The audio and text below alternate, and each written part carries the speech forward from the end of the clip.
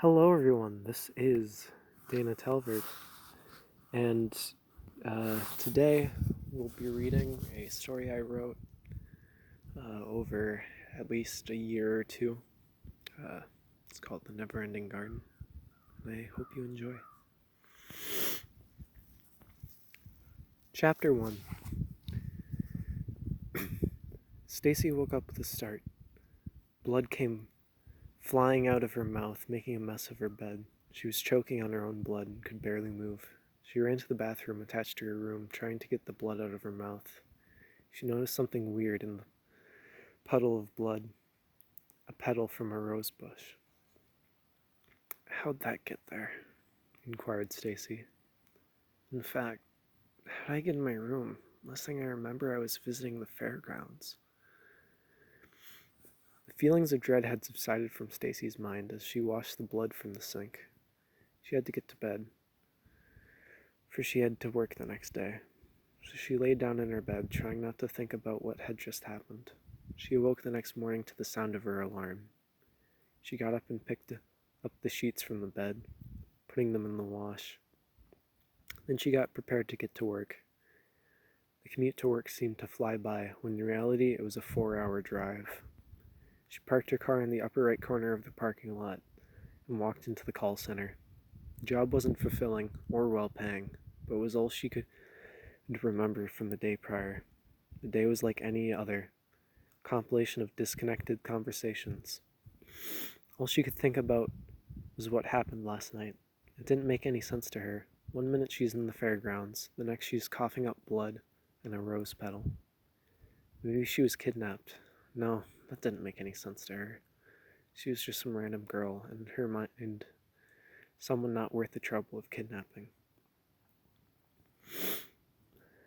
Stacy is an 18-year-old high school graduate, and in her mind, not the most pleasant person to be around. Of course, she had made sure that people thought that way of her, so she didn't have to talk to them. She had never been good with people, always screwing up words or not having the courage to stand up for herself. So she just ignored people entirely, except gardeners. For some reason, they seemed to enchant her. Maybe it was the way they seemed to carry the thoughts of others as the most important part of their careers. Then she remembered something about the previous day. She had visited the fairgrounds because a gardener whom she rather fancied had informed her of a rose display that he had made for the city's Valentine's celebration. Most people would find such a concept rather silly, but not the people in her city. They had more of an appreciation for the romantic part of Valentine's Day and not the sweet sharing part. In fact, most of the couples in her city had first met on Valentine's Day. She had hoped this year would be the year she could confess her feelings to the gardener. But now that he was the prime suspect for the events of the previous night, she was holding off on making plans. 12 o'clock came, time of her lunch break. She sat down in the break room and pulled out her lunch, a salad and a soup her mom had made 2 weeks ago that she never got around to eating. The food had long since gone cold, and she couldn't bring herself to eat it, so she packed it up and went back to work. After work, she got in her car and started her 4-hour drive back home, eating her neglected lunch on the way. When she got home, she grabbed her laundry from the morning and got to work sorting it. She always felt comfort in doing housework, almost like she was being transferred back to a simpler time when her biggest concern was getting herself through school, getting chores done before her parents got home, or making sure she took her antidepressants. Of course, now that she was independent and refusing to get help from her family, she couldn't afford the pills, and as a result suffered severe depressive episodes.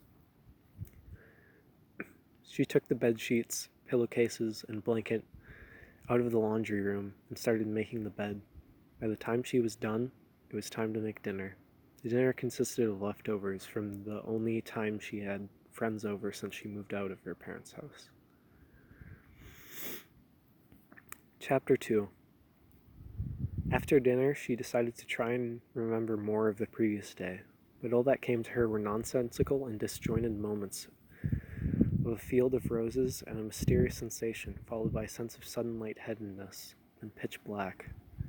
She figured that somehow she must have been drugged, citing the sudden lightheadedness as a result of said drugging. The only question was what happened between her blacking out and waking up in her bed. She was scared to imagine what happened to cause such a disturbing reaction as coughing up blood. She thought that whoever drugged her must have done something terrible to her, but she believed that she must have been powerless to stop it, or, even worse, willingly allowed herself to be harmed in such a way. Perhaps the pedal was a way of the abuser to mark their crime.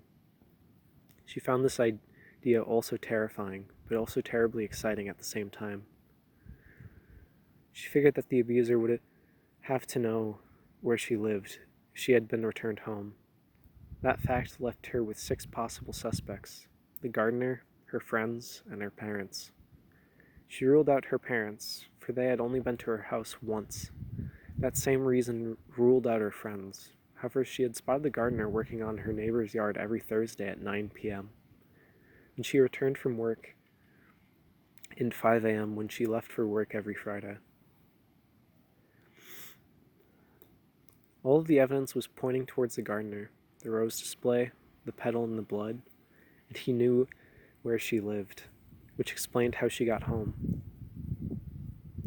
Deep down, she still hoped it wasn't him, for he was the first man who ever seemed to pay attention to her. Suddenly, something snapped in her mind. She started bawling her eyes out.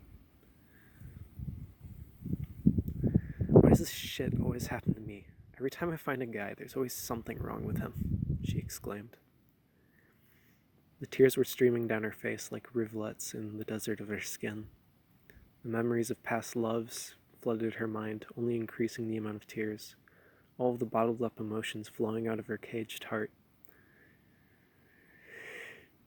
She sat there on the kitchen floor, unable to convince herself to get up. The final support that kept her emotions in check had broken, and she was unable to feel anything but the cold, mind-numbing feelings of hopelessness, dread, and anger. All she had looked forward to, all the plans of a happy future, had crashed down in the void of sorrow she now suffered in. The gardener had been playing her all along, just to get whatever happened during that fateful moment, which she couldn't bring herself to remember, nor understand. Chapter 3. Dawn had come, and she had just barely got herself together enough to get into her room and get some sleep. She lied in her bed, staring at the ceiling. Her mind was a mess of conflicting feelings and self-loathing. She hated every second of it. Every beat of her heart felt like an inferno. She blamed herself for it. She thought that it was all her fault. She was the only one who fell for a gardener. She was the only one who went exactly where he wanted her. As the thoughts raced through her mind, she felt herself slipping into unconsciousness as the darkness of sleep set in. Deep down, she knew it wasn't her fault, but the self-hatred that had built up over 13 years of her life was speaking louder in her mind. Dreams, that's what people called it, the moments between falling asleep and waking up. However, her dream that night was more flashes of light and happiness that seemed so close, but yet she couldn't reach out far enough to grasp it.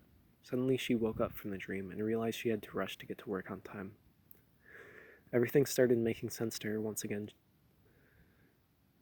Once she got to work. However, her mind was lost in a hell of her own creation. The land in her mind was that of an enchanting garden with petals falling from the sky. Every step she took in the dreamland was painful as it warped around her, the flowers igniting in flames and cuts appearing all over her body. She only snapped out of it when a coworker asked her if she was all right, as tears were starting to roll down her face. Afraid of what was happening, she ran into the restroom to clean herself up before her manager would find out. Luckily, she had forgotten to put on makeup that morning, so besides some redness of her face, there wasn't any noticeable change in her complexion. So she tried her best to get herself back together and back to work. Hope of a better tomorrow had left her as she noticed how much depression was taking hold of her life. In the past, she would return to her pills and tell herself that she could get better, but now she could barely afford the basic necessities. God, she wished it would just stop. All she wanted was to forget this whole ordeal. But the harder she tried to forget, the more poison that was her memory seeded itself in her brain. The garden that was her mind was now overtaken by the weeds of depression, carving away at her carefully constructed facade. Work was starting to slow down as her shift reached its conclusion. When she left work that evening, she barely reached her car when the tears she had held back all day came like a waterfall down her face. She could barely see what was in front of her. She made it to her car and wiped the tears from her face, fiddling with her keys, and got in her car. Returning home, she couldn't convince herself to eat. She just wanted to lay down and rest. The darkness of night surrounded her as she slipped into sleep.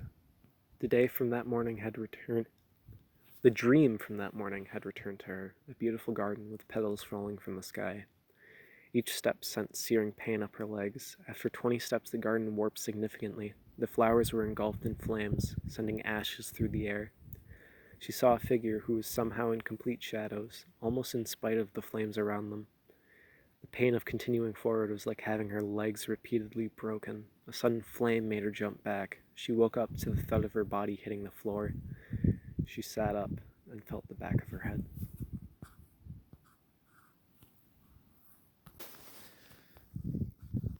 Chapter 4. Fuck, my head hurts.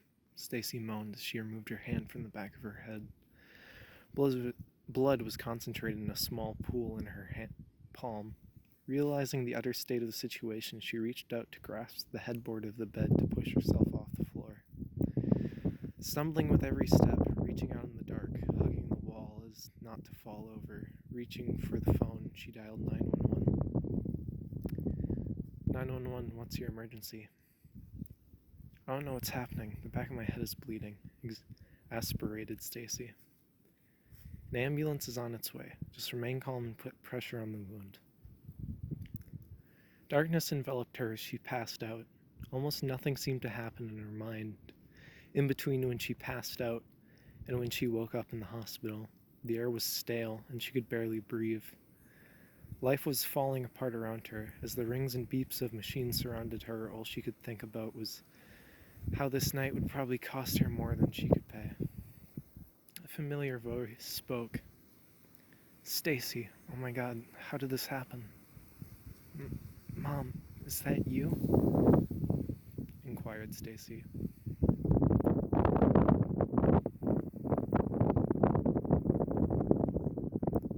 Yes, are you alright? Asked her mother.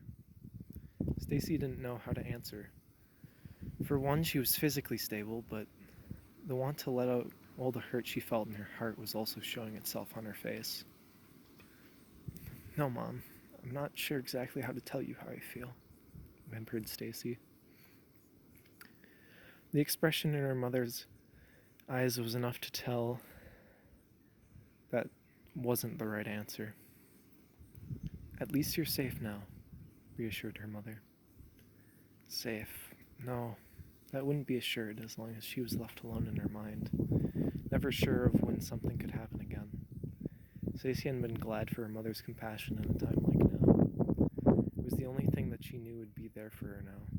As far as she knew, her life was hanging by a thin line of yarn. Chapter 5. Stacy found herself in a field with a single imposing white pine looming in the distance, and a rope in her clenched hand. Its rough texture stinging her palm. The air was strange. It didn't feel as though it was from the outside, and she began to wonder how she had managed to end up in a place like this. Then she realized that it didn't matter. All that mattered had faded away after that fateful night, when she woke up with blood in her mouth. Stacy knew that what she wanted to do, and with nothing to distract her in the seemingly endless field, she pressed onwards towards the pine in front of her. As she approached the tree, her fist clenched the rope tighter, and she heard a voice in her head that was almost unrecognizable.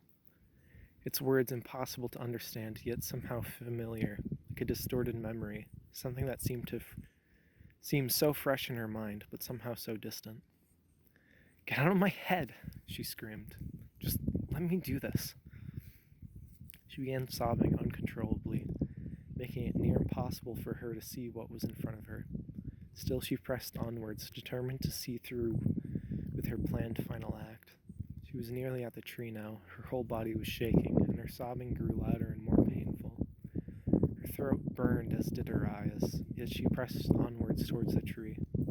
Her heart was pounding as if it was about to burst from her chest, her nails digging into her own palms, causing blood to slowly drip down onto the grass. Finally, she reached the tree, and with a breath of relief, she began to tie the rope to a sturdy branch that loomed ominously above her.